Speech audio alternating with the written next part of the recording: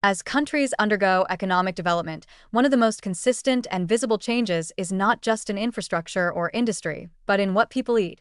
Across the globe, traditional diets rooted in local, minimally processed foods are being replaced by modern, convenience-driven eating patterns dominated by processed and ultra-processed products.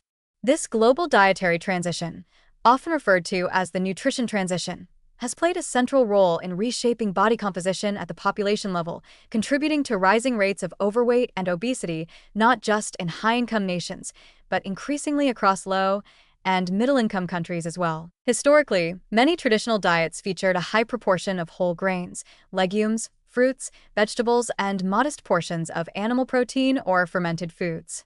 These eating patterns were rich in fiber, micronutrients, and complex carbohydrates, while relatively low in added sugars, refined oils, and saturated fats.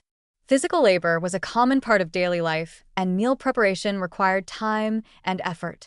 Energy balance was more tightly regulated by both cultural habits and environmental constraints. However, as nations industrialize and urbanize, access to food changes dramatically. Supermarkets, fast food chains, and global food brands begin to replace open-air markets and home-cooked meals. With rising incomes and shifting lifestyles, people tend to prioritize convenience, taste, and shelf stability, traits perfectly embodied by modern processed foods. These products, often inexpensive and aggressively marketed, tend to be energy-dense, low in fiber, high in added sugars and refined fats, and designed to be consumed quickly and often. The result is a significant increase in daily calorie intake, even in populations where undernutrition was historically the primary concern. This shift in dietary pattern profoundly affects body composition.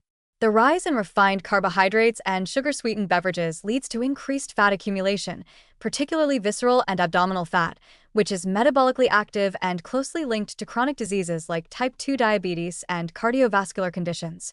At the same time, protein intake may not increase proportionally, and micronutrient deficiencies can persist even as calorie intake rises.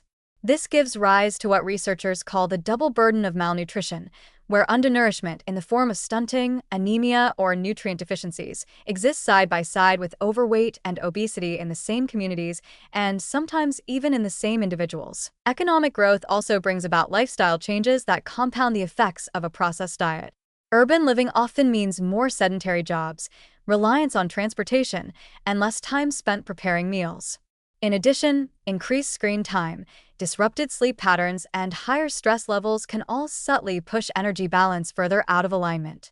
Children raised in this environment are especially vulnerable. They are often introduced to high-calorie, low-nutrient foods early in life and may develop eating behaviors and metabolic profiles that predispose them to obesity from a young age. Yet, despite the alarming global trends, there are reasons for cautious optimism. Many countries are beginning to recognize the health costs of dietary transition and are implementing policies to slow or reverse these trends. Taxes on sugar-sweetened beverages, restrictions on marketing to children, front-of-package labeling, and subsidies for fruits and vegetables are gaining traction in both developed and developing nations.